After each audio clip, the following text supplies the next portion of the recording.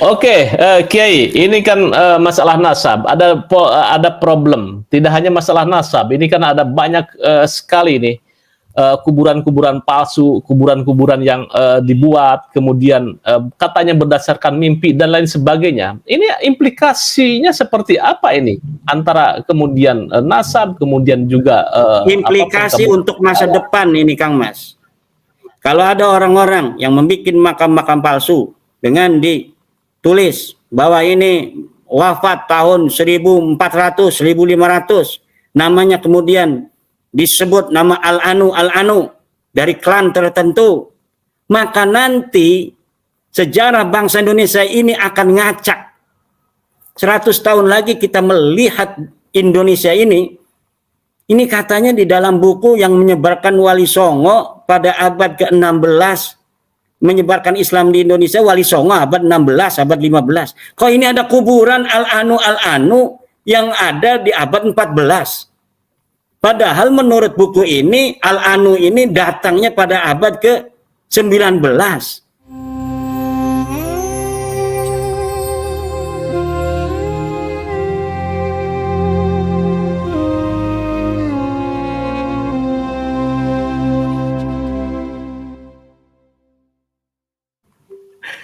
Baik, pemirsa, Kiai Imad, ini tesis Anda atau hasil kajian Anda ini menyengat berbagai pihak dan juga menjadi problematik di sebagian warga atau para pecinta habaib dan juga yang kontra terhadap habaib. Nah, ini ada tesis atau kajian ilmiah Anda, yaitu terputusnya nasab habaib kepada Nabi Muhammad SAW. Pertama mungkin ya, Kiai Imad, background, kenapa Anda mengkaji tentang nasab habaib? Itu pertanyaan dasar dari saya. Silakan, Kiai. Baik, terima kasih Mas Yusuf Mars.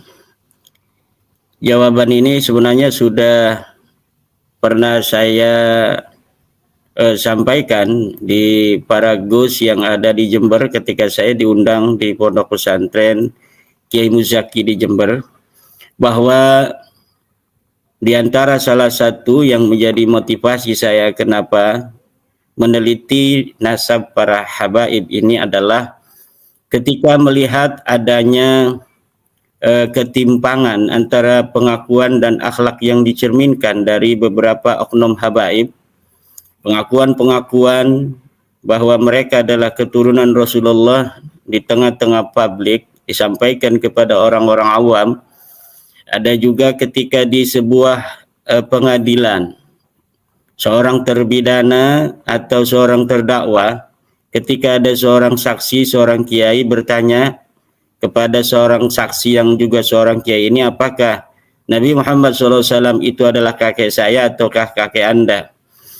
Maka melihat dari beberapa hal demikian, saya penasaran apakah betul mereka ini sebagai keturunan daripada Rasulullah Muhammad SAW.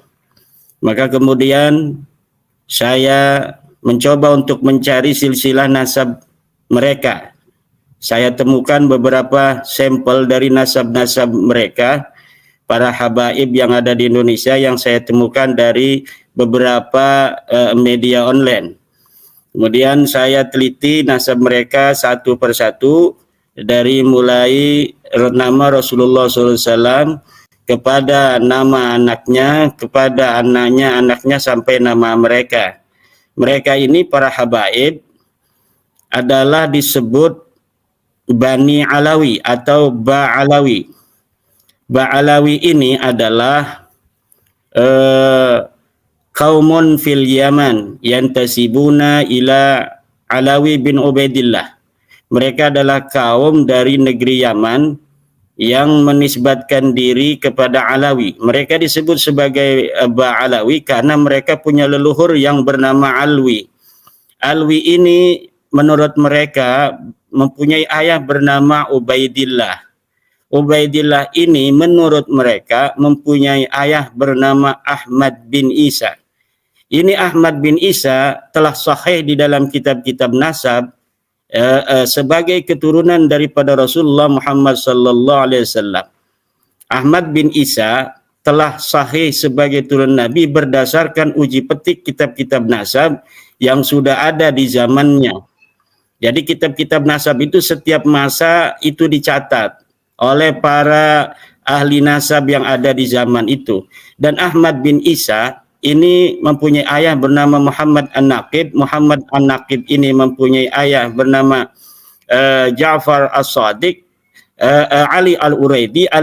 Ali Al-Uraidi ini punya ayah bernama Ja'far As-Sadiq. Ja'far As-Sadiq bin Muhammad Al-Baghir. Muhammad Al-Baghir mempunyai ayah yaitu Ali Zainal Abidin. Mempunyai ayah bernama Husain. Mempunyai ayah bernama Fatimah. Mempunyai ayah bernama Nabi Muhammad sallallahu alaihi wasallam. Ini dari mulai Ahmad bin Isa ini, Mas Yusuf, ini sahih sebagai keturunan daripada Rasulullah Muhammad sallallahu alaihi wasallam. Kemudian ketika diurut ke bawah, Ahmad bin Isa ini kata para habaib mempunyai anak bernama Ubaidillah.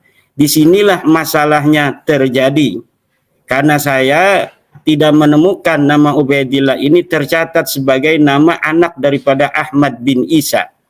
Di mana kitab-kitab yang ada pada zaman Ahmad bin Isa, ini titik poinnya Ahmad bin Isa, beliau wafat tahun 345 Hijriah. Maka untuk mengetahui apakah betul-betul Ahmad bin Isa ini mempunyai anak bernama Ubaidillah, kita harus mencari kitab-kitab di abad keempat.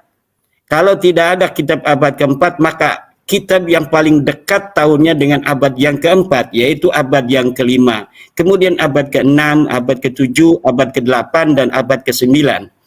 Alhamdulillahnya, di abad kelima itu sudah ada kitab nasab yang dicatat. Dan di sana dicatat nama anaknya Ahmad bin Isa dan tidak ada nama Ubaidillah.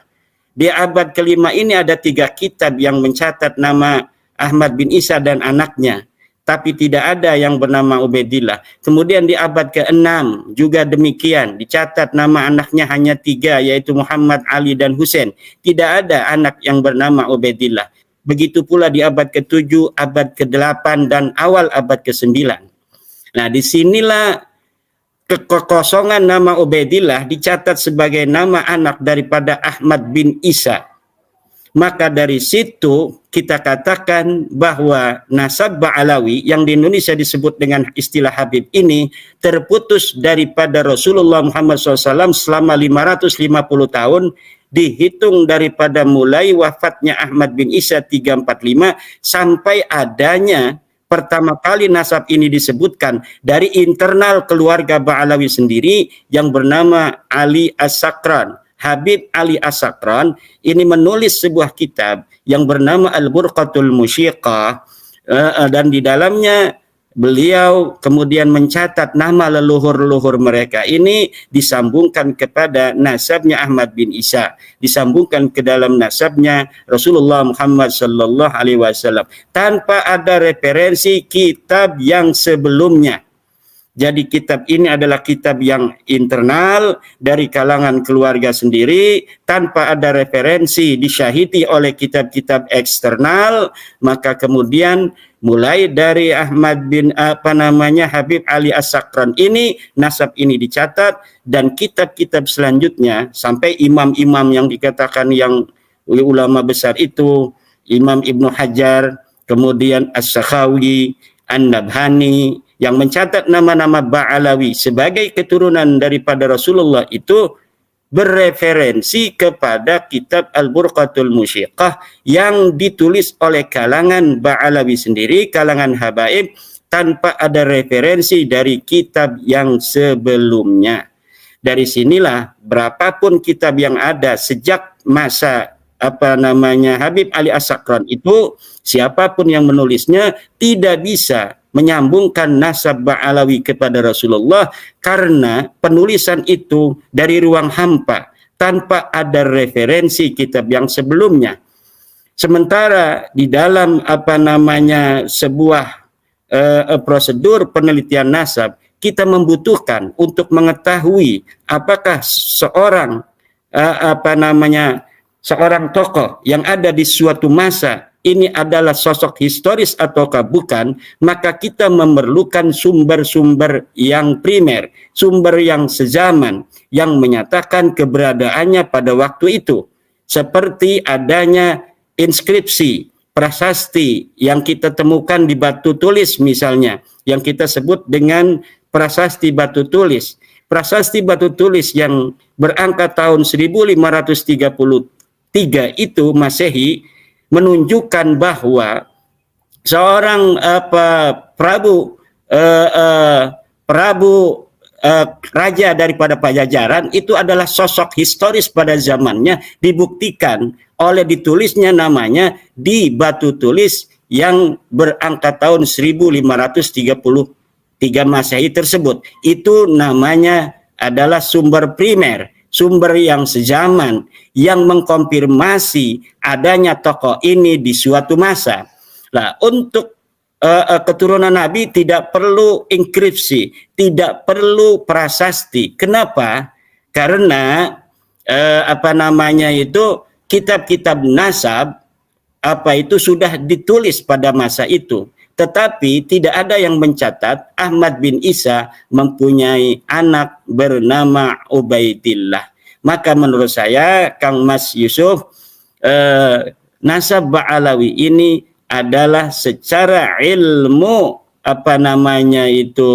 riwayat adalah munqati'ur riwayah, riwayatnya terputus selama 550 tahun, dan secara ilmu nasab disebut dengan nasabun mardudun muntahalun, nasab yang tertolak, yang dapat hanya mengambil dari nasab yang lain saja.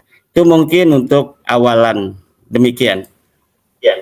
Oke, Kiai Iman, ada yang mengatakan bahwa untuk pencantuman nasab kadang-kadang memang ada tidak tertulis di kitab, apalagi ketika itu di abad kelima ya atau keempat, itu kan sangat situasinya sangat lain, bahwa cucu Rasulullah di situ itu kan banyak diburu sehingga banyak yang menyembunyikan identitas. Apakah ini ada kasus seperti itu ketika terjadi background sejarahnya?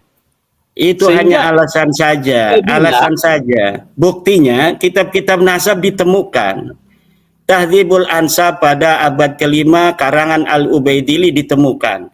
Kitab Muntaqilatut Talibiyah ditemukan. Kitab Al-Majdi ditemukan. Mereka semuanya mencatat nama-nama Ahmad bin Isa ada, nama anak-anaknya ada. Jadi kalau misalnya Ubaidillah memang pada saat itu adalah sosok historis, seharusnya Ubaidillah ini bersama anak yang lain ditulis. Bagaimana anak yang lain ditulis, dia nggak ditulis? Hanya satu jawaban dari pertanyaan itu, memang dia bukan anak Ahmad bin Isa. Kalau anak Ahmad bin Isa semuanya tidak ditulis, atau Ahmad bin Isa sendiri luput daripada catatan sejarah, tidak ada kitab-kitab yang mencatat namanya gelap, misalnya hilang dari radar sejarah, itu bisa diwajarkan nama Ubaidillah pun ikut hilang dalam radar sejarah. Jadi nanti kita bisa memikirkan bahwa seorang yang tidak disebut bisa jadi sebenarnya ada namun tidak disebut. Tetapi masalahnya Kang Mas, nasab Ahmad bin Isa dicatat dalam kitab-kitab abad ke-5. Dalam kitab abad ke-6 dicatat. Anak-anaknya semuanya dicatat. Abad ke-7 Ahmad bin Isa dicatat. Anak-anaknya semua dicatat. Tidak ada nama Ubaidillah. Abad ke-8 pun demikian. Sampai abad 9, akhir barulah nama Ubaidillah ini dicantolkan di dalam kitab seorang Habib yang bernama Habib Ali As-Sakran. Kalaulah ada syahid sebelumnya dari sebuah kitab nasab, mungkin ini agak wajar. Tetapi kita telusuri tidak ada kitab nasab yang mensyahidi daripada pencatatan dari Habib Ali As-Sakran pada tahun 895 ini. Adapun kitab-kitab nasab yang sekarang ada dari mulai abad 11, abad 10, abad 12, abad 13 mencatat dalam kitab nasab nasab daripada Ba'alawi tersambung kepada Rasulullah itu karena memang sudah ada pendahuluan daripada Habib Ali As-Sakran ini. Jadi semuanya mentok kepada Habib Ali As-Sakran ini.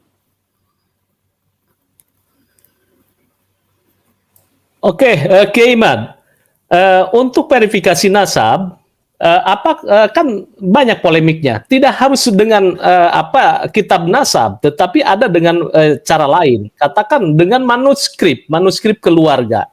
Manuskrip keluarga seringkali tidak dipublish dalam bentuk kitab. Ini bagaimana ini, Kiai? Kalau manuskrip itu ada, yakin itu manuskrip sudah dikeluarkan. Rumail Abbas itu sudah pergi ke Yaman, sudah pergi ke Turki, sudah pergi ke Yordan, sudah pergi ke Saudi untuk mencari manuskrip-manuskrip walaupun hanya manuskrip keluarga. Kalau betul ada nanti kita verifikasi. Ayo kita uji bersama di lab bersama-sama. Kita lihat dia manuskrip tahun berapa, kertasnya kertas apa. Kalau kertasnya ini kertas misalnya abad-abad sekarang, kemudian adakah salinan? Dari tahun berapa salinan itu disalin? Kemudian salinannya disalin dari tahun berapa? Ini akan kita bisa verifikasi. Kalau memang ada, saya yakin itu semua tidak ada. Karena Habib Ali Zainal Abidin pernah memperlihatkan sebuah manuskrip yang katanya ini adalah naskah keluarga, tidak dipublish. Tetapi naskah ini tidak berani untuk dikeluarkan. Karena memang naskah itu hanya jilidnya saja. Beberapa kali kita melihat kalangan mereka memperlihatkan jilid kitab, namun isinya tidak pernah dipublish, diberikan kepada kita untuk diuji bersama-sama. Sebuah dalil hanya bisa dijadikan dalil apabila dalil itu bisa diakses bersama-sama antara dua orang yang sedang mengkaji, orang yang berseterulah dalam tanda kutip. Kalau sebuah dalil hanya bisa dipegang oleh satu pihak, namun pihak yang lainnya tidak dapat mengakses, maka dalil ini tidak bisa dijadikan dalil. Demikian. Oke, dalam tesis Anda, Kiai Imad, dikatakan bahwa Ubaidillah itu ada nama Ubaid, kemudian ada nama Abdullah. Ini sebetulnya seperti apa nih hasil dari riset Anda ini? Apakah nama yang sama atau memang sama sekali berlainan? Begini, jadi Habib Ali As-Sakran di dalam kitabnya Al-Burqatul Musyiqah itu menyatakan ketika dia itu menulis nama leluhurnya Faqih Muqaddam sebagai keturunan daripada Ahmad bin Isa, berlandaskan dari sebuah kitab sejarah yang sangat terkenal di Yaman. Kitab sejarah ini adalah referensi para sejarawan Yaman. Namanya kitab As-Suluk fi Tabaqatil Ulama'i wal Muluk karangan Al-Janadi yang wafat tahun 732 Hijriah. Beberapa para sejarawan Yaman banyak yang berpatokan kepada kitab As-Suluk ini di dalam menuliskan sejarah keyamanannya. Begitu pula dengan Habib Ali As-Sakran. Rupanya beliau ingin sekali mencari leluhurnya yang bernama Faqih Muqaddam ini. Siapakah leluhur daripada leluhurnya yang bernama Faqih Muqaddam yang hidup di abad ke-6 atau abad ke-7? Kemudian dia mengurut, mencari kitab, tidak ditemukan. Ketemulah kitab As-Suluk dalam satu versi manuskrip yang di dalamnya ada sebuah silsilah dari seorang ulama besar bernama Asy-Syarif Abul Jadid. Di dalam silsilah Asy-Syarif Abul Jadid ini dikatakan bahwa beliau adalah keturunan daripada Jadid bin Abdullah bin Ahmad bin Isa. Nah, dari satu manuskrip yang diterima oleh Habib Ali As-Sakran itu, kemudian Habib Ali As-Sakran mengijtihadi dalam tanda kutip, berasumsi bahwa nama Abdullah yang merupakan silsilah dari Syarif Abul Jadid itu adalah nama lain dari leluhurnya yang bernama Ubaid. Jadi dia ditulis dalam leluhurnya itu namanya Ubaid. Dia ingin mencari Ubaid ini siapa, leluhur Faqih Muqaddam. Maka kemudian dia berasumsi bahwa Ubaid ini adalah Abdullah yang ada di dalam kitab Suluk yang menerangkan tentang silsilahnya Abul Jadid. Nah, dengan demikian ketika dia harus mengadopsi atau harus mengambil nama Abdullah ini sebagai Ubaidillah, di mana Abdullah dikatakan sudah punya anak bernama Jadid, tidak boleh, tidak, harus menjadikan Jadid juga saudara daripada Alwi, yang dimana Alwi telah dicatat oleh keluarga mereka sebagai anak daripada Ubaid. Jadi kemudian alasan lainnya daripada Habib Ali As-Sakran itu mengambil nama Abdullah yang terdapat dalam kitab As-Suluk sebagai leluhurnya itu, karena ada pertanyaan dari orang bagaimana dari Abdullah menjadi Ubaid. Nah, karena beliau tawadu, disebutkan di dalam kitab itu kata Habib Ali As-Sakran, karena beliau tawadu maka nama Abdullah beliau ganti menjadi Ubaid karena tawaduknya. Kalau Abdullah kan mananya hambanya Allah, kalau Ubaid itu hamba kecilnya Allah. Maka karena tawaduk, dia tidak ingin menjadi hamba ya Allah, menyatakan diri. Dengan tawaduknya itu dia menyatakan dirinya hanya hamba kecilnya Allah, bukan hambanya Allah.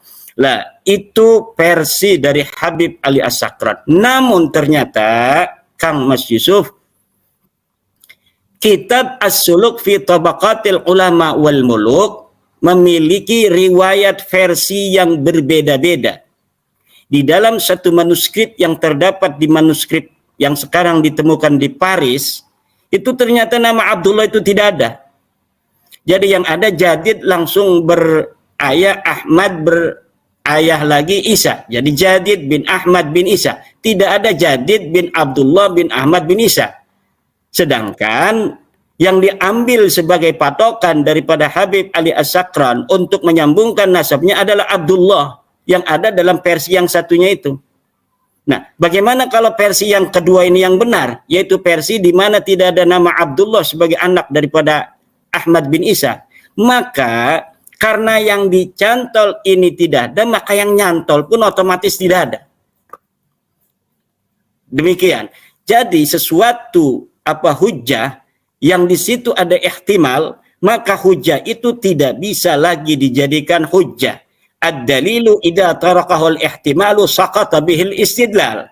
Sebuah dalil, apabila dalil itu telah ada ihtimal di situ, maka gugurlah istidlal dari dalil itu. Jadi dalil itu harus diabaikan. Maka kitab Al-Burqatul Musyiqah menurut saya tidaklah layak untuk dijadikan sebagai dalil ketersambungan daripada nasabnya para habaib yang ada di Indonesia. Ini berdasarkan dua hal.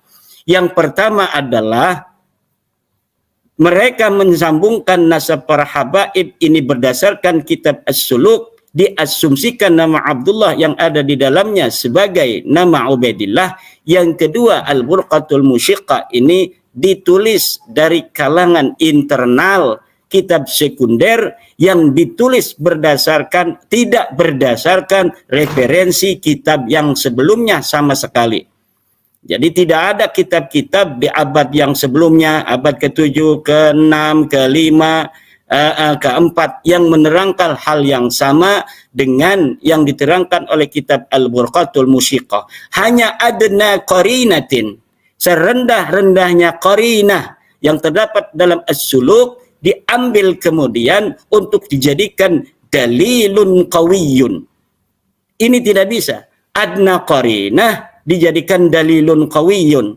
Jadi hanya ada sebuah petunjuk yang sangat lemah di mana nama Abdullah diasumsikan sebagai nama Ubaidullah, kemudian nama Jadid yang merupakan anak daripada Abdullah diasumsikan sebagai kakak daripada Alwi yang merupakan anaknya Ubaid.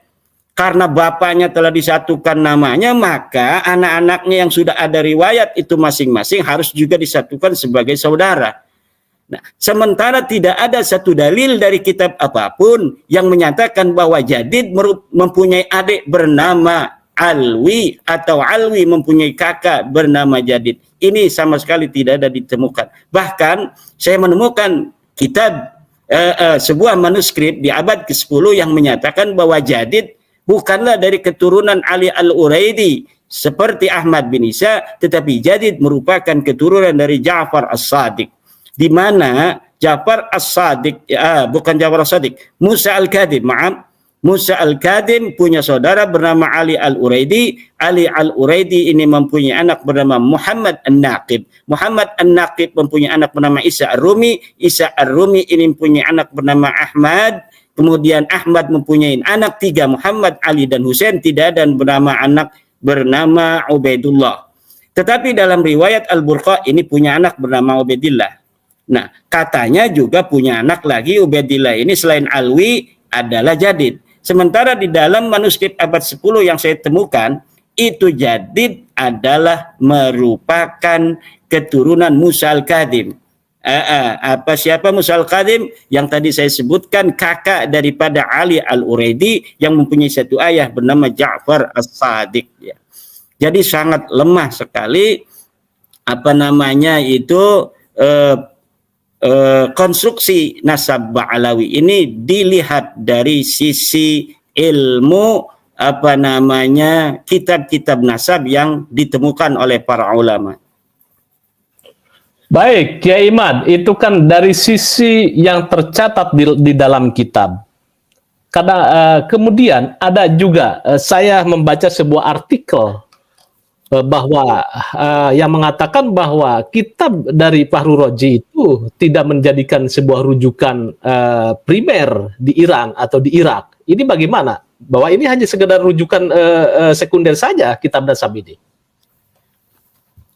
Ya betul, kalau umpamanya itu dikatakan bukan kitab primer, ya tentu kitab primer, sumber primer di dalam sejarah adalah sumber yang ada pada masa orang itu hidup.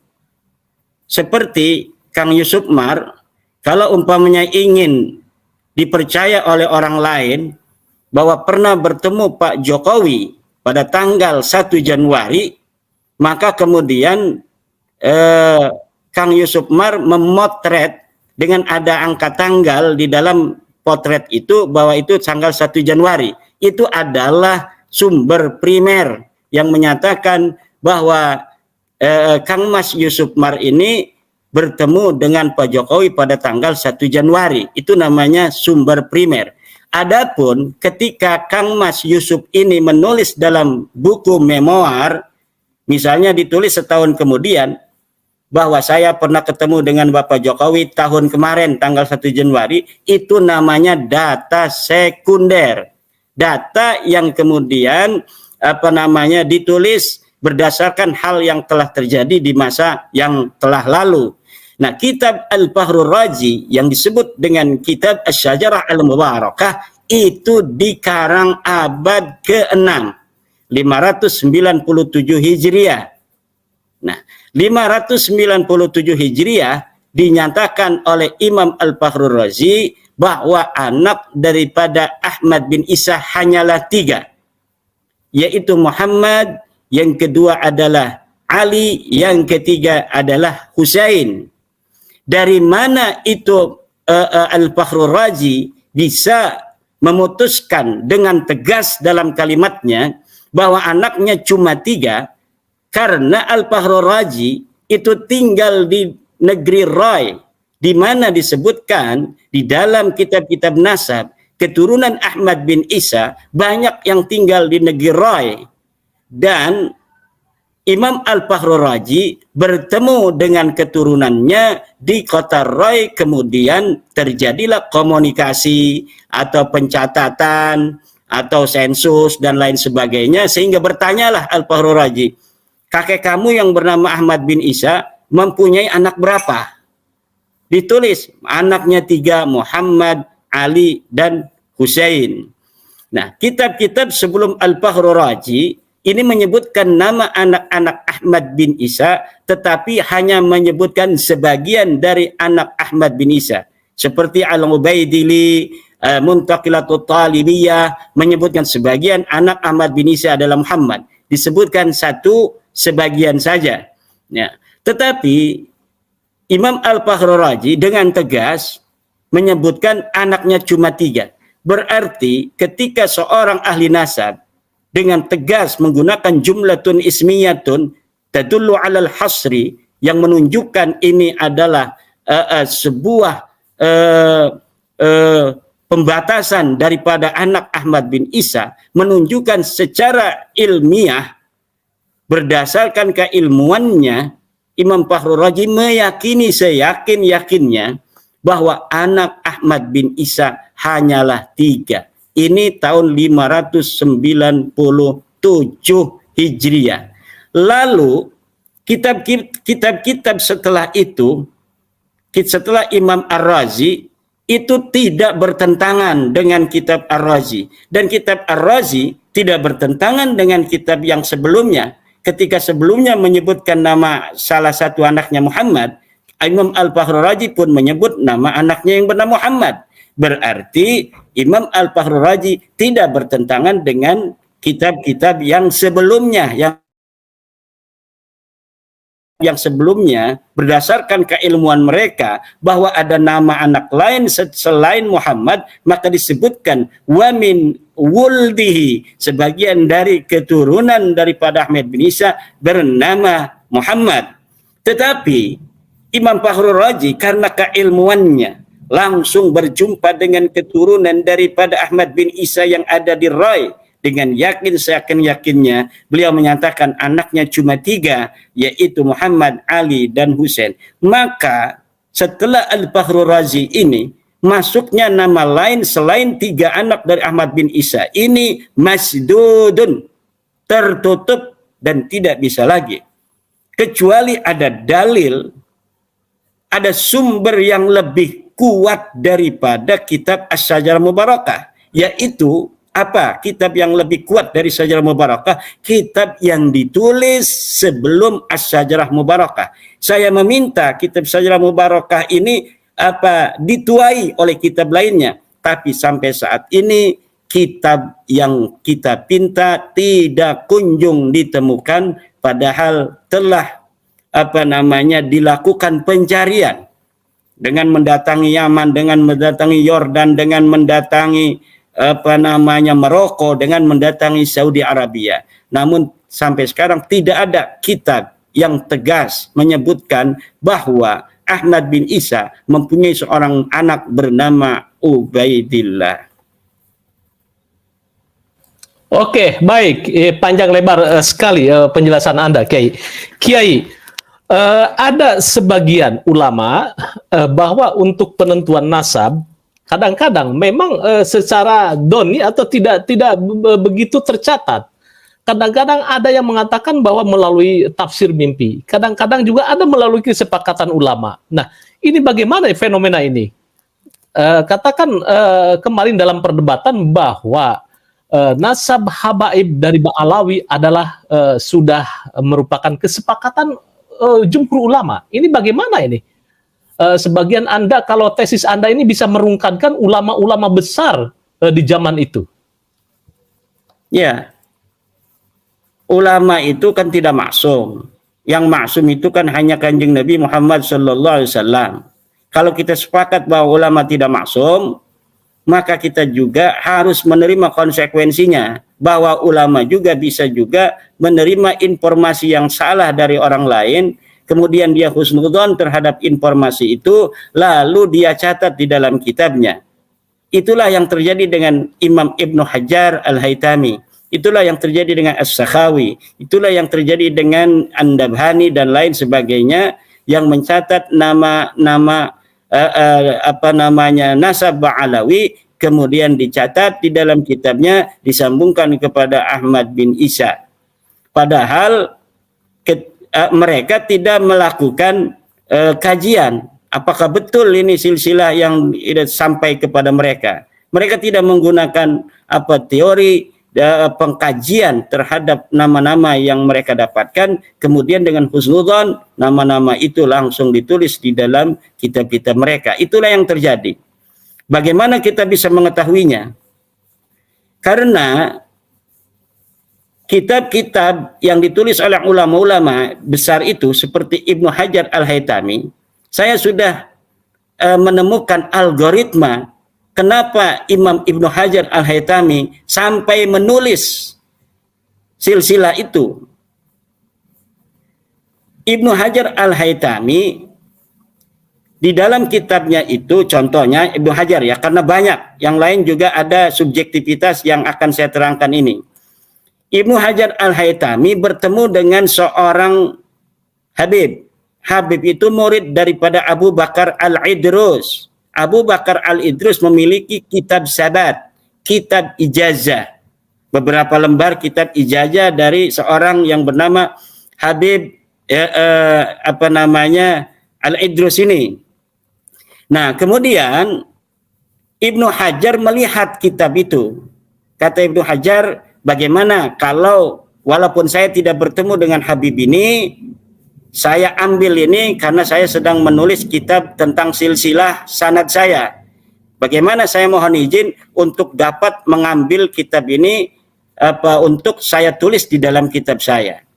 Jadi Ibnu Hajar bukanlah murid langsung dari Habib Abu Bakar Al-Idrus yang disebutkan dalam silsilahnya itu, tetapi dia hanya mengambil daripada kitab yang beliau temukan dari murid dari Habib Abu Bakar Al-Idrus yang juga seorang Habib. Kemudian diizinkan, kemudian Ibnu Hajar ini dengan berdasarkan kitab yang telah dia terima itu menuliskan di dalam kitabnya.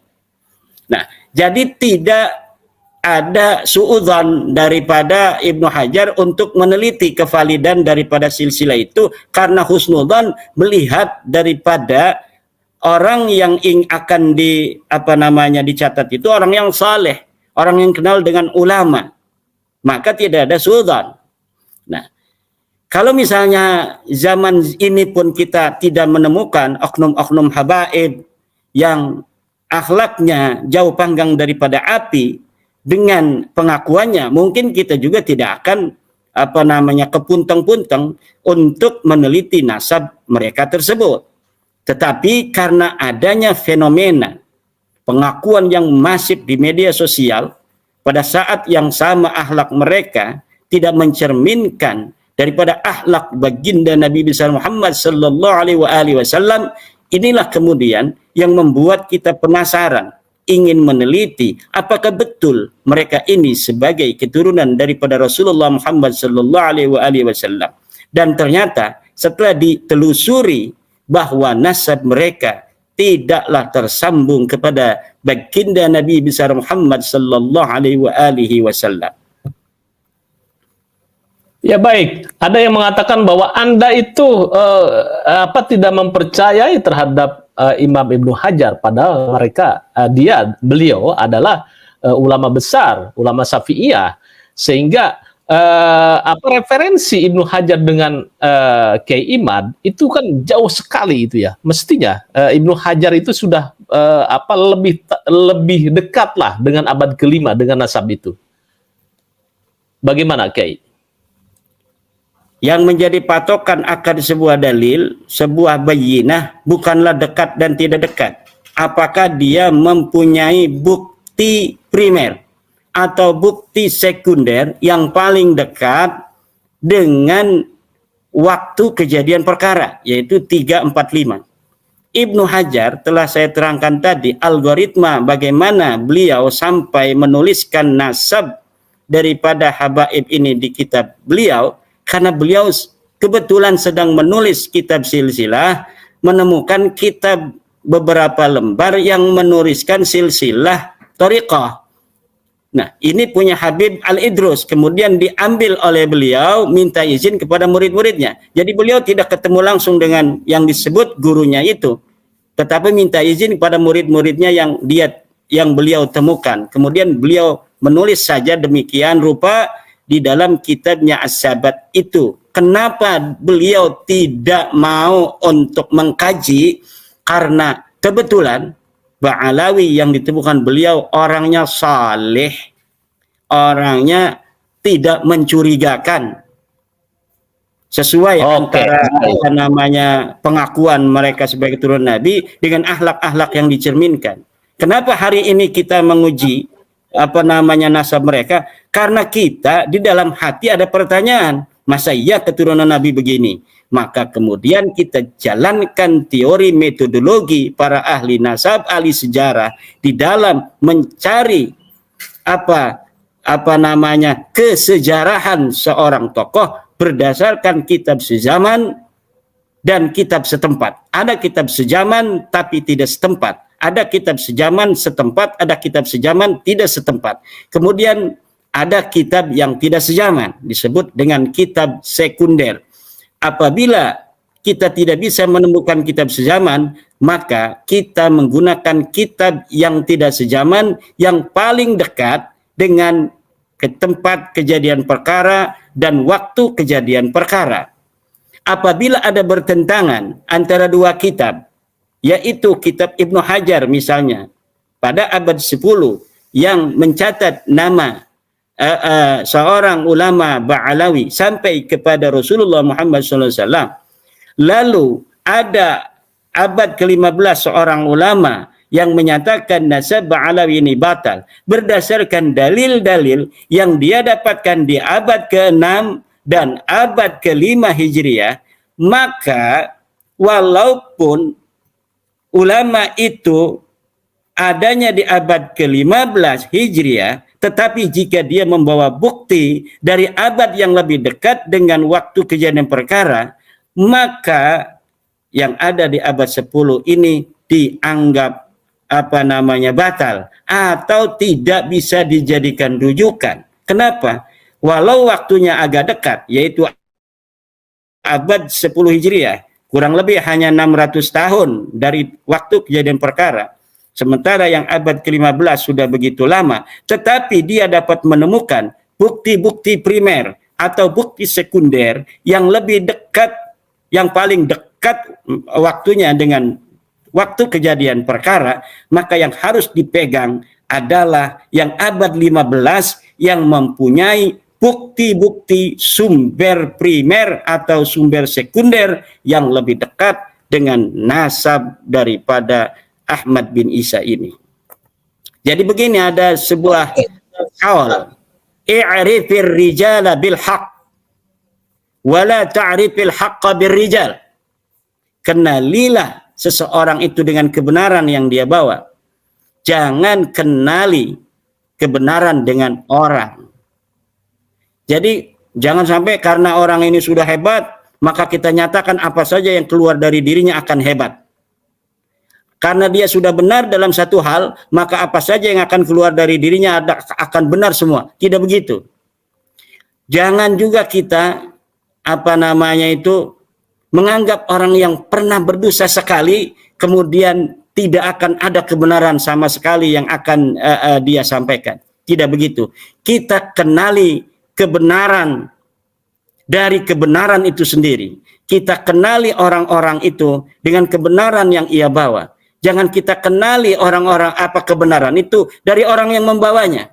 Bir sisah, ulama besar, wali besar, tapi akhir hayatnya su'ul khatimah. Maka jika seorang ulama sedang membawa kebenaran, dapat diuji kebenaran itu dengan logika-logika yang lurus, logika-logika standar mencari kebenaran, lulus, maka kebenaran itu ada di dia. Tapi apabila dalam suatu hal, suatu masalah, suatu perkara, ketika kita timbang dengan logika umum dalam menetapkan kebenaran, tidak lulus ini pikiran dari seorang ulama, maka itu kita kesampingkan. Di dalam kajian ilmu fikih sering sekali kita menemukan seorang pengarang kita mengatakan faqad ghalata hada, bahwa ulama ini salah. Faqad faqadis wadda fahmu, pemahamannya itu hitam, pemahamannya gelap, artinya salah dalam memahami hal yang telah dia sampaikan. Itu biasa-biasa saja di dalam kancah ilmiah, Kang Mas. Keimad, pertanyaan saya itu, apakah Anda yakin itu kitab yang mengatakan Sajarah Mubarakah itu karangan Fakhrul Razi? Sebagian orang mengatakan itu bukan karangan Fakhrul Razi, tetapi karangan orang Syiah yang mencoba tidak mengakui terhadap keturunan Rasulullah. Itu bagaimana Anda menjawabnya? Kitab Sajarah Mubarakah itu ditemukan oleh Syekh Al-Mar'asi yang oleh Mahdi Ar-Raja'i. Mahdi Ar-Raja'i pentahqiq yang sudah terkenal. Saya nilai dia adalah orang yang jujur. Banyak kita mendapatkan manfaat dari beliau. Karena apa? Karena berbagai macam kitab nasab yang dicetak hari ini dapat dikaji oleh para ulama adalah dari tangannya yang dingin, dari tangannya yang penuh barakah. Banyak kitab-kitab nasab yang tidak ditemukan dapat ditemukan oleh beliau, kemudian ditahqiq dengan cantik, kemudian dicetak. Dan beliau itu perlu diketahui pendukung Ba'alawi. Mahdi Raja'i ini pendukung Ba'alawi.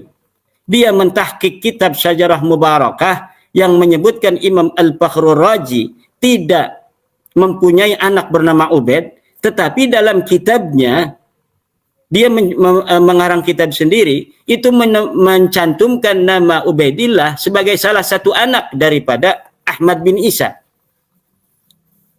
Kenapa saya katakan dia seorang yang jujur? Kalau dia tidak jujur, ketika dia menemukan kitab Syajarah Mubarakah ini, maka akan disesuaikan dengan kitab yang sudah dia karang. Bahwa anak daripada Ahmad bin Isa hanya ada 4, ditambah Ubaidillah seperti kitabnya. Tapi karena dia seorang yang jujur, maka ketika dia menemukan manuskrip ini, mentahqiqnya, maka dia mencantumkan seperti apa adanya dalam manuskrip itu. Di dalam manuskrip itu anak Ahmad bin Isa hanya 3. Dia sampaikan hanya 3. Anaknya cuma Muhammad, Ali, dan Husain. Kenapa Ahmad Ar-Raja'i dulu sebelum ditemukan Asy-Syajarah Mubarakah mengarang kitab nasab kemudian mencantumkan nama Ubaidillah sebagai anak Ahmad bin Isa? Karena Syekh Mahdi Raja'i ini bekerja di Maktabah Al-Mar'asi. Maktabah Al-Mar'asi ini milik Syekh Al-Mar'asi. Syekh Al-Mar'asi ini adalah teman daripada Habaib. Dia mukatabah, saling surat menyurati, saling bertukar informasi tentang silsilah-silsilah. Syekh Al-Mar'asi meminta ke Yaman, ke Hadramaut tentang silsilah orang-orang Hadramaut. Karena memang waktu yang sangat terbatas, katanya saya tidak bisa ke sana, tapi tolong bisa dikirimkan nasab-nasab. Saya lagi menulis kitab nasab. Nah, kemudian ketika Syekh Mahdi Raja'i ini mengarang kitab nasab, juga beliau menyontoh daripada gurunya ini Syekh Al-Mar'asi yang mencantumkan nama Ubaidillah sebagai salah satu bagian anak Ahmad bin Isa. Itu sebelum ditemukannya kitab Syajarah Mubarakah.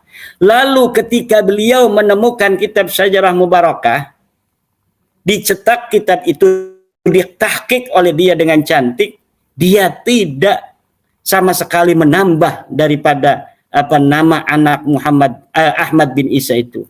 Ini menunjukkan bahwa kredibilitas seorang Mahdi Raja'i ini sangat tinggi. Integritas moral ilmiahnya sangat bisa dijamin. Oleh karena itu, ketika Syekh Mahdi Raja'i ini mengatakan bahwa kitab ini adalah karangan Imam Al-Fakhrur Razi, saya yakin-yakinnya apa yang beliau katakan di dalam cetakan kitab itu adalah sahih. Kenapa? Dia tidak punya permusuhan dengan Ba'alawi, bahkan beliau mendukung Ba'alawi. Bahkan saya mendapat surat dari beliau, walaupun tidak disebutkan nama saya, tetapi surat itu menyatakan isbatnya Ba'alawi dari Syekh Mahdi Raja'i. Dengan berdasarkan itu, bahwa ketika diskursus nasab di Indonesia ini hangat, datang orang Indonesia ke Iran, ke Syekh Mahdi Raja'i meminta isbat, ditulis isbatnya oleh Syekh Mahdi Raja'i, kemudian dikirimkan kepada saya oleh seorang habaib dari WA. Saya baca, saya bukannya sedih karena menerima sebuah isbat untuk Ba'alawi, saya bahagia karena berarti ini menunjukkan kredibilitas, integritas seorang pentahqiq kitab Syajarah Mubarakah ini luar biasa. Dia mentahqiq kitab yang kitabnya ini menganulir kitab yang sudah dia buat, tetapi sama sekali dia tidak rubah isinya. Karena apa?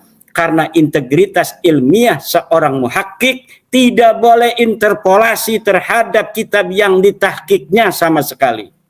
Berbeda dengan muhakkik-muhakkik lain dari kalangan Ba'alawi yang saya temukan. Misalnya Abdullah Al-Habsyi, kemudian Al-Attas, kitab-kitab yang ditahkik terjadi di sana interpolasi. Termasuk kitab Abnaul Imam yang ditahkik oleh Jamalul Lail, Yusuf Jamalul Lail. Ini kitabnya hanya beberapa halaman, ketika dicetak jadi ratusan halaman. Di dalamnya tidak diberikan pembeda antara kitab asli dari manuskrip yang ditemukan dengan tambahan dari muhakkiknya. Seakan-akan kitab ini ditulis oleh pengarangnya yang ada di abad kelima Hijriah, tetapi sebenarnya isinya telah diinterpolasi, disisipi, ditambahkan daripada kalimat-kalimat dari muhakkik sendiri. Ini berarti integritas ilmiahnya dipertanyakan. Tetapi Syekh Mahdi Rajai, dia menemukan manuskrip Syajarah Al-Mubarakah. Dia biarkan apa adanya. Dia tahkik, kemudian dia persembahkan kepada masyarakat muslim. Kitab yang selama ini tenggelam, kitab yang selama ini hilang, tidak diketahui pada masyarakat muslim. Kitab yang selama ini tenggelam, kitab yang selama ini hilang, tidak diketahui keberadaannya. Kemudian gurunya Syekh Al-Mar'asi mengatakan bahwa ada informasi kitab itu ada di Turki. Kemudian beliau menyuruh salah satu anaknya untuk pergi ke Turki mempotret kitab ini. Kemudian setelah dipotret, ditahkik. Setelah ditahkik kemudian dicetak dan sampailah manfaatnya kepada umat Islam.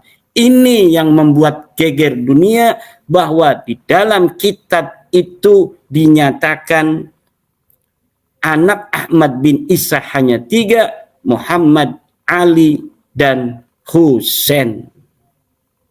Kalau misalnya ada orang yang tidak percaya kepada Syajarah Mubarakah, maka pertama yang harus ditanyakan oleh mereka adalah penyalinnya. Penyalinnya ini apakah ada permusuhan dengan Ba'alawi? Kalau tidak ada permusuhan dengan Ba'alawi, lalu motivasi apa dia sampai menghilangkan nama Ubaidillah? Kalau betul Ubaidillah itu dulunya tercatat, tidak ada. Penyalinnya tidak ada urusan dengan Ba'alawi. Dia menyalin apa adanya saja begitu dari manuskrip aslinya.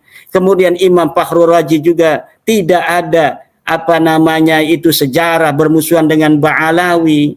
Maka ketika Imam Fakhrul Razi mencatat nama anak itu Ahmad bin Isa hanya 3, Muhammad, Ali, dan Husain, ini tidak ada motif apapun selain motif ilmiah. Karena memang yang ditemukan anaknya cuma 3, ya mau gimana lagi?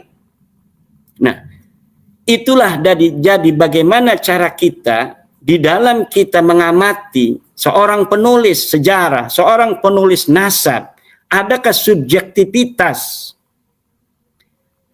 baginya terhadap apa yang sedang diteliti. Kalau misalnya orang Solo meneliti Solo, tentu akan ada subjektivitas kesoloannya. Kalau orang Banten menulis sejarah Banten, tentu ada subjektivitasnya. Maka seorang yang memiliki perhatian khusus terhadap ilmu sejarah, kalau dia ada informasi tentang sejarah, pertama dia tanya kitabnya kitab apa? Oh, kitabnya kitab Ar-Raudul Jali. Siapa pengarangnya? Az-Zabidi. Oh, Az-Zabidi ini orang tuanya siapa? Dia dari marga apa? Oh, dia dari Az-Zabidi. Zabid. Kemudian dia gurunya siapa? Oh, gurunya seorang Habib. Oh, dia menulis kitab tentang nasab Habib, gurunya seorang Habib. Lalu kitabnya ini ditahkik oleh siapa? Oh, ditahkik oleh Ba'dzib, seorang Habib lagi, atau dia murid seorang Habib lagi. Nah, di situ akan ada keterkaitan antara objektivitas dengan subjek orang yang mentahkiknya itu. Maka di situ nilainya akan berbeda, Kang Mas. Jadi siapa yang mentahkik, siapa yang mengarang, itu nilainya akan berbeda. Ketika seorang nasabah yang tidak ada kaitan dengan keluarga Ba'alawi misalnya, kemudian nasabah ini mencatat Ba'alawi, itu betul-betul dia objektif. Tapi kalau seorang Ba'alawi, saya misalnya mencatat nama Ba'alawi, membesar-besarkan, berarti di situ ada objektif, ada subjektivitas. Ketika saya menulis tentang Banten, kemudian di situ saya agung-agungkan Banten, itu ada subjektivitas, mencurigakan. Maka harus diteliti apakah yang saya sampaikan dalam buku sejarah Banten saya itu ada nilai-nilai yang ditambahi atau sesuai dengan fakta sejarah sesungguhnya. Begitu pula dengan nasab. Nasab siapapun, bukan hanya nasab Ba'alawi. Kalau kita meliti nasabnya Kang Mas Yusuf, dari mana misalnya Prabu Siliwanginya, kemudian kita teliti dari kitab-kitab, maka kita harus meneliti dari mana kita mendapat sumber itu, sumbernya tulisan siapa, dan bagaimana, dan seterusnya. Demikian Kang Mas. Baik, Kiai. Ini ada sebagian para waliullah di kalangan NU seringkali bermimpi bahwa nasabnya tersambung ke Rasulullah, padahal dia tidak memiliki catatan secara rinci atau manuskrip, apalagi masuk kitab. Ini bagaimana ini hukumnya ketika orang benar-benar secara genetik tersambung, tetapi dalam catatan kitab tidak ada? Apakah ini ada kasus seperti ini? Secara genetik tersambung itu berarti dia sudah tes DNA, Kang Mas ya? Oke, ya. Kita nanti kalau masalah misalnya, tes DNA berarti ya. Kalau tadi Kang Mas bilang secara genetik, berarti kalau secara genetik tersambung, tapi secara nasab dia tidak tahu, berarti dia sudah tes DNA. DNA-nya J1 nyambung ke Rasulullah, tapi dia tidak punya silsilah. Kemudian dia bermimpi mendapat silsilah. Yang demikian itu sangat kuat menurut saya. Sangat kuat karena dia bermimpi ada silsilah A, B, C, D, dan dia sudah tes DNA, dan di dalam DNA-nya sudah presisi. Misalnya dia J1 dari keturunan Quraisy, kemudian ada ciri-ciri SNP dari Imam Ali, dari Imam Husain. Ya udah jelas itu keturunan Rasulullah, walaupun sebelumnya dia bukan sebagai keturunan Rasulullah atau belum dikenal sebagai keturunan Rasulullah. Tapi orang yang belum tes DNA, dia mimpi bahwa ada mimpi bertemu Rasulullah, mengatakan saya adalah cucu daripada Rasulullah. Silahkan Anda untuk meyakini sendiri, tapi jangan sampai Anda mengaku di hadapan orang lain. Karena mimpi tidak bisa dijadikan hujjah, tidak bisa dijadikan dalil apapun. Dalil tentang fikih, dalil tentang nasab dan lain sebagainya, dalil sejarah tidak bisa. Kuburan temukan lewat mimpi tidak bisa. Yakini sendiri, jangan ngajak-ngajak orang. Mimpi mendapatkan silsilah nasab, yakini sendiri, jangan sampai mengatakan di hadapan orang lain dan memaksa-maksa orang lain untuk mempercayai apa yang Anda mimpikan. Karena mimpi tidak bisa dijadikan dalil. Puasa besok misalnya kita mimpi ketemu Rasulullah. Kata Rasul puasa besok, 1 Ramadan. Tidak bisa. Puasa itu sudah ada caranya, yaitu melihat hilal. Apabila kita melihat hilal, maka besok puasa. Kalau misalnya kita mimpi malam ini bertemu Rasulullah, mengatakan bahwa besok adalah puasa 1 Ramadan, dia boleh menjalankan sendiri, tapi tidak boleh untuk mengajak-ajak orang lain, karena mimpi, hatta mimpi bertemu Rasulullah Muhammad sallallahu alaihi wasallam tidak bisa dijadikan dalil. Oke, iya, baik.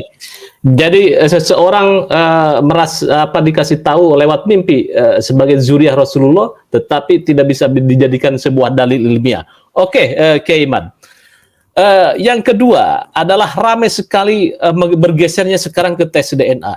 Nah, tes DNA adalah sebuah kemutlakan menurut Anda. Padahal di sisi lain tes DNA pun itu kita tidak jelas ini. Siapa barometer tes DNA bahwa saya umpamanya atau Ki Imad tersambung ke Rasulullah atau tidak tersambung ke Rasulullah. Nah, ini sampel yang menjadikan sampel utamanya, sampel primernya. Itu serahkan kepada ahlinya. Ahli-ahli DNA sekarang sudah mengatakan bahwa sampel atau hasil haplograf dari Rasulullah Muhammad SAW sudah ditemukan. Haplograf daripada Nabi Ibrahim sudah ditemukan. Rumusnya ada, bagaimana cara menemukannya. Silahkan lihat di dalam akun dari Dr. Sugeng Sugiarto. Begitu pula Dr. Umar bin Zaid dari Timur Tengah.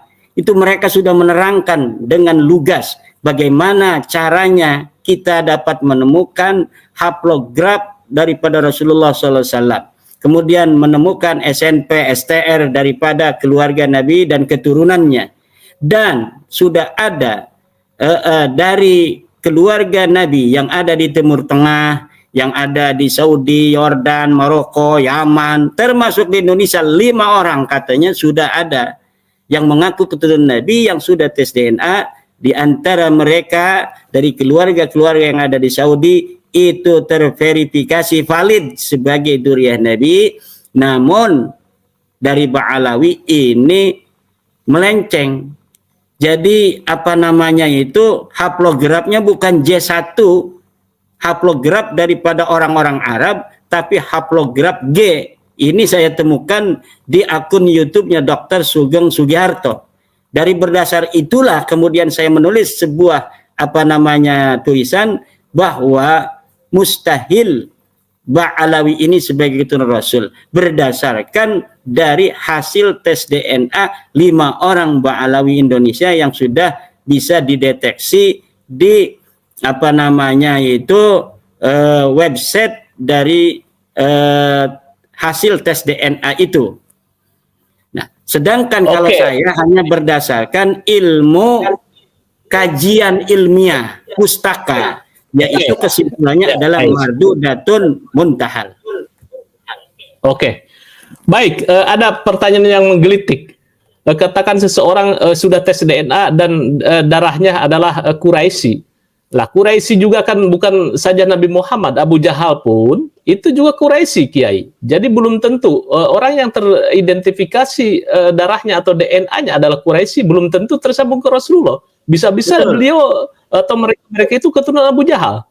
Betul, bisa saja. Yang J1 bisa saja turunan Abu Jahal.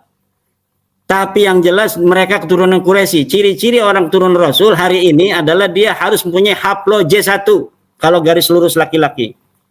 Kalau dia yang mengaku keturunan Rasulullah SAW hari ini, menurut kesepakatan seluruh pakar DNA, minimal yang saya temui di Indonesia hari ini, bahwa apabila seorang yang mengaku garis lurus laki-laki dari Rasulullah Muhammad SAW, dia harus mempunyai haplogrup J1. Nah, kalau haplogrupnya bukan J1, mungkin saja dia keturunan Rasul dari garis perempuan. Oke, baik.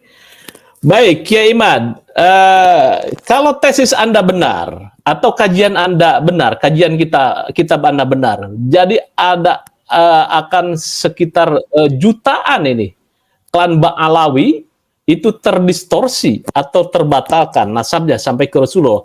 Apakah ini ada kajian Anda? Saya tadi sempat membaca sekilas bahwa itu ada kasuistik di Arab Saudi atau di Arab yang klannya atau kelompoknya yang sudah termasyhur, kemudian juga yang diyakini sudah tersambung ke Rasulullah, ternyata secara kajian nasab itu tidak tersambung. Ini ada kasuistiknya. Betul. Jadi ya kalau misalnya orang-orang banyak yang tidak bernasab bisa hidup nyaman, bisa hidup dengan tenang di atas dunia ini. Nasab itu bukan segala-galanya. Justru orang-orang yang betul-betul lihat Nabi itu sama sekali tidak menonjol-nonjolkan nasabnya. Di Saudi segala macam ya biasa-biasa saja. Kasus kita ini kan di Indonesia berbeda gitu. Nah, ini yang harus kita bersama-sama pikirkan. Harus bersama-sama kita insafi, kita sadari bahwa kita hidup tanpa nasab bisa. Banyak teman-teman kita yang tidak bernasab pada Rasulullah SAW, dia bisa jadi seseorang, bisa jadi DPR, bisa jadi MPR, bisa jadi presiden, bisa jadi wakil presiden. Lalu kenapa kita harus ngotot-ngotot bahwa kita harus sebagai keturunan Rasul dan orang harus percaya kita keturunan Rasul? Apakah kita akan mati kalau misalnya kita tidak disebut sebagai keturunan Rasul? Kan tidak. Yang bagi likulli ahadin ayyakuna lahu ghairatun fi hadan nasabi syarif wa dhabtihi hatta la yantasiba ilaihi ahadun illa bihaqqin. Setiap orang harus mempunyai perhatian terhadap nasab Rasulullah Muhammad SAW, sehingga tidak setiap orang bisa untuk bernisbat, menggabungkan diri dengan nasab Rasulullah SAW, kecuali dengan kebenaran yang mutlak. Nah, ini harus menjadi perhatian siapapun.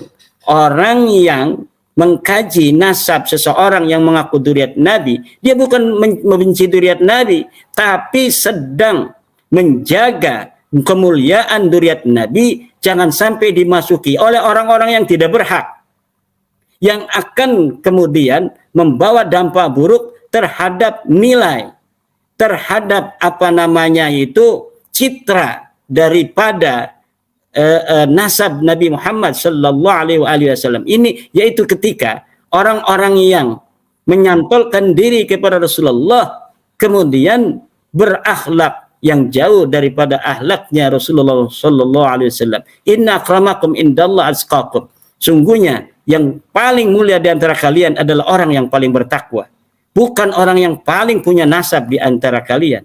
Kalau kita ingin dijadikan orang yang paling mulia, maka kita harus menjadi orang yang paling bertakwa. Yarfa'illahu alladhina amanu minkum walladhina utul ilma darajat. Allah akan mengangkat derajat orang-orang yang beriman dan orang-orang yang berilmu. Kalau kita ingin tinggi derajatnya, gak usah kita banggain nasab. Tinggiin ilmu kamu, Allah akan angkat derajatmu. Kalau engkau ingin mulia, engkaulah bertakwalah, maka engkau akan menjadi mulia.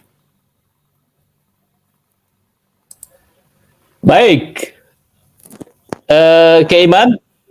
Halo? Ya. Ya, Keman, ini diskursus dan atau polemik nasab ini sampai kapan berhenti, dan sampai kapan Anda menyudahi bahwa polemik nasab ini? Kelihatannya Anda itu banyak sekali tulisan-tulisan untuk update tentang nasab ini. Karena kelihatannya sampai semua kita menyadari bahwa nasab itu tidak penting. Sampai kita menyadari bahwa merasa berbangga dengan nasab itu menyakiti sebagian orang lain. Sampai kita menyadari bahwa apa yang selama ini dilakukan dengan merasa lebih tinggi dari orang lain itu menjadikan nilai-nilai kemanusiaan menjadi rendah. Mending kalau nasabnya benar. Ini udah nasabnya nggak jelas, kemudian merendahkan orang lain. Kita hidup di negara yang realitas keragamannya nyata. Dari berbagai macam suku bangsa. Ada beberapa agama. Kita hidup dengan realitas keragaman. Ayo kita bareng-bareng hidup di Indonesia berdasarkan kemanusiaan yang adil dan beradab seperti yang ada di Pancasila. Tidak boleh satu bangsa merasa lebih tinggi dari bangsa lainnya hanya berdasar dari asal usulnya. Orang yang pertama membanggakan asal usul itu adalah iblis. Ana khairum minhu khalaqtani min nar wa khalaqtahu min tin. Aku lebih baik daripada Adam. Engkau menciptakan aku dari api, sedangkan engkau menciptakan Adam daripada debu. Nah, sampai kita tidak lagi menyusun strategi untuk agar klan kita dianggap lebih dari yang lainnya, sampai itulah kita akan terus kita akan menghentikan pembahasan nasab ini. Tapi kalau mereka masih mengkapitalisasi nasab, menganggap rendah orang lain, kemudian menghina, ini bukannya membawa dalil tapi membuat meme-meme, kemudian menghalangi orang mengaji, menghalangi orang berceramah, membuat gerakan-gerakan anti terhadap golongan tertentu. Ya terutama yang pendukung tesis saya. Nah, kalau begini berarti kita harus terus untuk menjalankan ini sampai mereka betul-betul merasa udahlah, kalau mau percaya silakan, enggak juga silakan. Yang penting kita tidak boleh di atas panggung mengatakan kita keturunan Nabi, tidak boleh juga menghina bangsa Indonesia. Sampai mereka pimpinannya ngomong seperti itu, maka sampai itulah kita tidak akan berhenti jika itu belum dilakukan. Kita adalah keturunan dari bangsa Indonesia. Kita keturunan dari leluhur-leluhur kita. Yang leluhur kita punya sejarah dan kita tidak mau sejarah ini dirubah-rubah oleh orang lain. Oke, Kiai, ini kan masalah nasab, ada problem. Tidak hanya masalah nasab, ini kan ada banyak sekali nih kuburan-kuburan palsu, kuburan-kuburan yang dibuat, kemudian katanya berdasarkan mimpi dan lain sebagainya. Ini implikasinya seperti apa ini antara kemudian nasab, kemudian juga implikasi untuk masa depan ini, Kang Mas. Kalau ada orang-orang yang membuat makam-makam palsu dengan ditulis bahwa ini wafat tahun 1400, 1500, namanya kemudian disebut nama Al-Anu dari klan tertentu, maka nanti sejarah bangsa Indonesia ini akan ngacak. 100 tahun lagi kita melihat Indonesia ini katanya di dalam buku yang menyebarkan Wali Songo pada abad ke-16, menyebarkan Islam di Indonesia, Wali Songo abad 16, abad 15. Kok ini ada kuburan Al-Anu yang ada di abad 14? Padahal menurut buku ini, Al-Anu ini datangnya pada abad ke-19. Ini ngacak ini. Makanya seluruh bangsa Indonesia, seluruh RT di Indonesia ini, kalau ada orang bikin makam palsu, tanyakan, ini berdasarkan apa? Apakah berdasarkan sumber sejarah? Data sejarahnya mana? Coba kita pengen lihat. Siapa nama itu tokoh? Misalnya Al-Anu. Bagaimana dia hidupnya? Dia tahun berapa hidupnya? Di sini sampai datang ke sini bagaimana ceritanya? Dia punya istri siapa? Kalau tidak ada data-data itu, tidak boleh. RT, Kapolsek, Camat harus melarang adanya orang membuat makam palsu. Apalagi kalau namanya bukan nama bangsa Indonesia. Karena akan merubah sejarah masa depan. Kalau hari ini, ya orang banyak yang nggak peduli. Kenapa? Karena ya mereka masih ingat sejarah mereka dari SD, dari SMP, dari SMA. Tapi 100 tahun lagi ketika ada kajian peneliti sejarah, apalagi mereka menulis juga sejarah yang palsu tentang misalnya pendirian Nahdlatul Ulama yang mulai dirubah-rubah tidak sesuai dengan pakem sejarah yang sudah ada di Nahdlatul Ulama, tentang kemerdekaan Indonesia, tentang masuknya Islam dan sebagainya dan sebagainya. Ini meresahkan sejarah masa depan. Hari ini mungkin kita biasa-biasa saja, karena masih banyak orang yang mencatat sejarah dalam otaknya. Tapi ketika para kesepuhan ini sudah tiada, dilihat Indonesia 100 tahun lagi dari depan, kemudian ingin berkaca ke spion ke belakang, kemudian ada, oh ini ada makam yang abad ke-14, namanya Al-Anu. Berarti Islam datang ini bukan abad ke-15 Wali Songo. Ada ini yang lebih dulu, Al-Anu. Berarti yang disebutkan bahwa para imigran datang abad 19 itu salah. Yang benar dia datang pada abad 14. Ini implikasi yang akan terjadi di masa depan. Simpang siurnya sejarah, semrawutnya sejarah. Maka tolong pada siapapun yang ingin menjaga bangsa Indonesia ini, lihat kanan kiri kita, apakah ada makam-makam palsu yang didirikan seperti itu. Kalau ada, hancurkan. Ada makamnya asli misalnya, tapi namanya berubah. Tadinya Mbah Ireng, sekarang jadi Al-Anu. Teliti dulu sejarahnya. Kalau misalnya sudah nyata bahwa sebenarnya dia betul-betul nama Mbah Ireng, maka nama Al-Anu itu hancurkan. Kalau ada nama tokoh misalnya, tokoh Indonesia, tokoh keraton, dia pejuang, kemudian namanya diambil, makamnya dibikin, padahal ada makamnya di tempatnya. Maka makam baru dengan namanya ini yang kemudian dialiaskan Al-Anu harus dihancurkan. Kalau tidak nanti sejarah akan semrawut di masa depan. Bagi yang sudah melakukan itu, bertobatlah. Ayo kita hidup seuyunan. Buat apa kita membuat sejarah-sejarah palsu? Toh kita akan mati. Nanti untuk siapa? Untuk manfaat kita. Manfaat apa? Kitanya mati. Kita akan dimintai pertanggungjawaban oleh Allah. Weh, untuk anak-anak saya, supaya anak-anak saya mulia, dimuliakan di tanah Indonesia ini. Iya, kamunya, tapi dihajar oleh malaikat nanti. Mungkin akan selama-lamanya di neraka kalau tidak bertobat hari ini. Mari kita bertobat. Mari kita saling menghargai sama bangsa Indonesia. Kita, warga Indonesia, anak Indonesia, putra-putri Indonesia, menghargai siapapun dan menyayangi siapapun yang ada di bumi Indonesia ini. Kita bukan berawal dari kebencian, kita berawal dari cinta, dan kita ingin kecintaan kita kepada siapapun ini dihormati.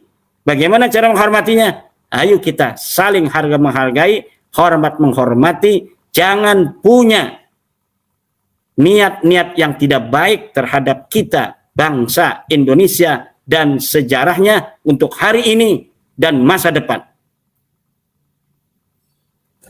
Baik, Kiai Imad, mungkin sebagai closing statement, tapi sebelumnya saya coba untuk membacakan dari netizen. Ini banyak sekali netizen malam ini yang pro kontra terhadap Anda.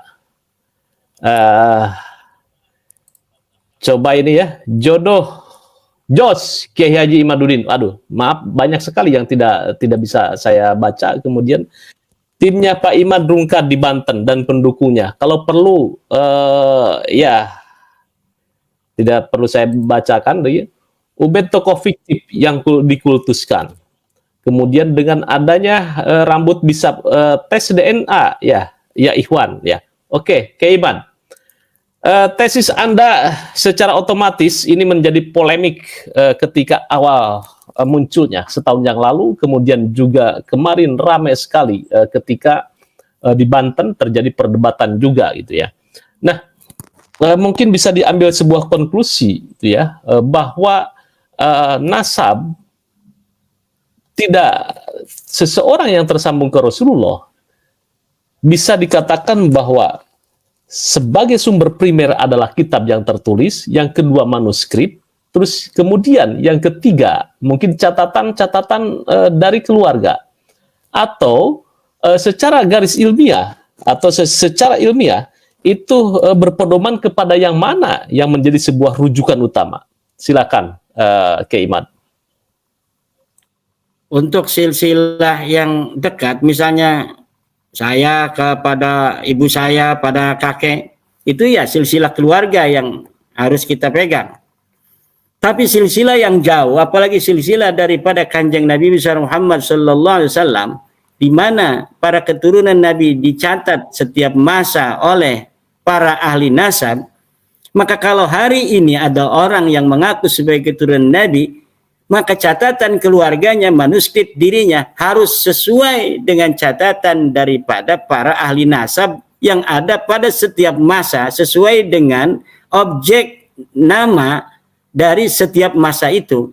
Misalnya orang yang mengaku keturunan Ahmad bin Isa, ada namanya 39 nama sampai Ahmad bin Isa, atau 30 nama.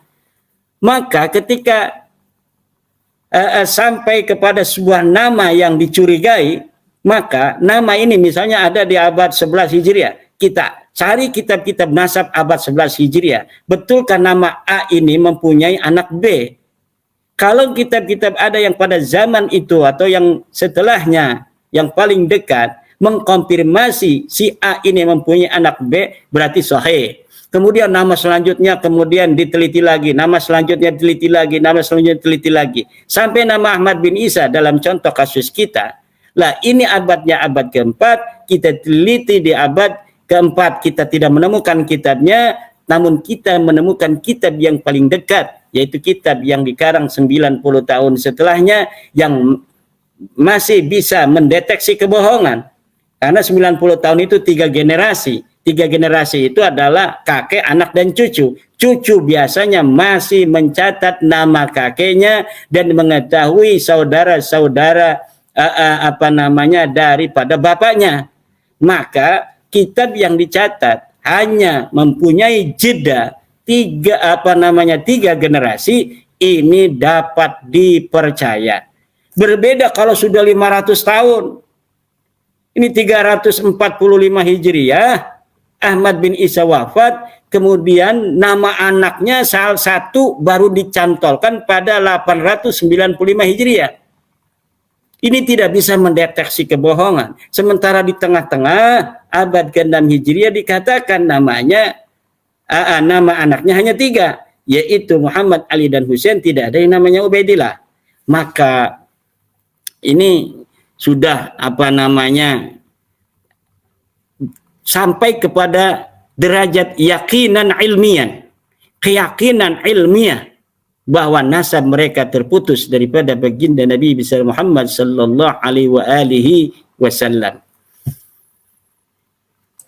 Oke, kalau bisa saya simpulkan bahwa sementara ini bukan sebuah konklusi final bahwa pendapat Anda atau temuan Anda ini adalah bukan sebuah kebenaran mutlak atau final bahwa Habib adalah terputus, karena mungkin ada metode lain yang memberikan sebuah pemahaman bahwa nasab Ba'alawi itu tersambung. Hanya ada satu metode lagi Kang Mas, yaitu DNA. Kalau berani DNA, selesai. Kalau terkonfirmasi, ya kita taslim kepada mereka, karena DNA itu sudah ada ahlinya, dan ahlinya secara keilmuan sudah menyatakan itu, bahwa keturunan Rasulullah harus begini hasil tes DNA-nya. Dan mereka akan siap membantu. Bahkan ada donatur yang siap membiayai kalau ada Ba'alawi yang siap untuk tes DNA.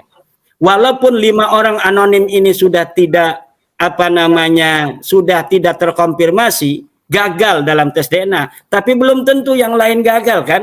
Bisa jadi yang lain asli. Maka jangan takut tes DNA. Kalau masih ingin mengaku di depan publik sebagai itu Rasulullah, silakan tes DNA. Siapa tahu hasil maksud.